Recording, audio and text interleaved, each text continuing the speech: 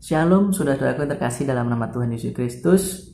Minister SAB Angkatan 64 bersyukur pada Tuhan kalau kita masih diberi kekuatan, kita masih diberi kesehatan, semuanya karena kebaikan Tuhan dalam kehidupan kita. Pada kesempatan kali ini saya akan memberikan perenungan firman Tuhan. Kita akan sama-sama belajar kebenaran firman Tuhan dengan tema meskipun lelah tetap berserah. Kita akan sama-sama baca dalam 1 Samuel 30 ayat yang ke-6. Dan Daud sangat terjepit karena rakyat mengatakan hendak melempari dia dengan batu. Seluruh rakyat itu telah pedih hati, masing-masing karena anaknya laki-laki dan perempuan. Tetapi Daud menguatkan kepercayaannya kepada Tuhan Allahnya. Di sini Daud mengalami tekanan. Di sini Daud mengalami masalah dalam kehidupannya. Tapi satu hal yang perlu kita contoh dalam kehidupan Daud, yaitu di kalimat terakhir, tetapi Daud menguatkan kepercayaannya kepada Tuhan Allahnya. Meskipun Daud alami tekanan, meskipun Daud alami masalah dalam kehidupannya, dia tahu, dia tetap mengandalkan Tuhan.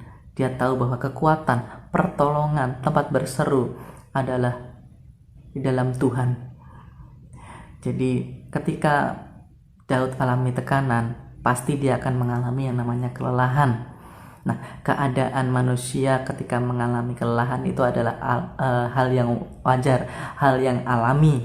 Tetapi dalam keadaan kelelahan itu pasti terdapat bahaya atau masalah yang mengancam jasmani kita maupun rohani kita.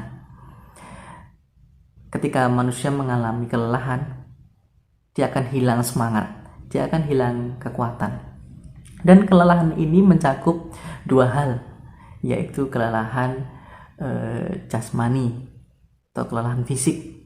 Nah, kelelahan fisik ini berarti tubuh kita alami lelah, dan biasanya bisa diatasi dengan istirahat, bisa diatasi dengan tidur, bisa diatasi dengan makan. Tetapi beda halnya dengan lelah jiwa, lelah rohani. Lelah rohani tidak bisa diselesaikan dengan tidur, tidak bisa diselesaikan dengan istirahat, tidak bisa diselesaikan dengan makan. Bahkan orang yang mengalami kelelahan jiwa, kelelahan rohani, sering sulit tidur. Kita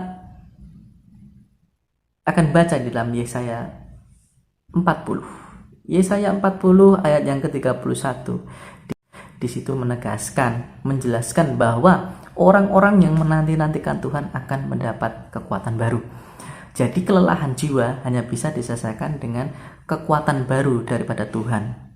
Jadi ketika hadapi banyak masalah, hadapi tekanan dalam kehidupan kita, mungkin jasmani kita dalam keadaan baik-baik saja, mungkin jasmani kita dalam keadaan tenang-tenang saja, terlihat baik-baik saja, tetapi tidak demikian dengan rohani kita, tidak demikian dengan jiwa kita. Jasmani mungkin bisa bertahan, jasmani mungkin kuat, tetapi jiwa atau rohani tergoncang. Untuk itu Tuhan Yesus memanggil kita, untuk itu Tuhan Yesus mengundang kita. Di dalam Matius 11 ayat yang ke-28 dikatakan, marilah kepadaku semua yang letih lesu dan berbeban berat, aku akan memberi kelegaan kepadamu. Nah, ketika alami kelelahan jiwa, ketika alami kelelahan rohani, kebutuhan kita adalah datang kepada Yesus. Jadi bukan malah kita menjauh daripada Yesus, bukan kita menjauh daripada Tuhan, tetapi kita semakin mendekat kepada Tuhan ketika kita alami tekanan.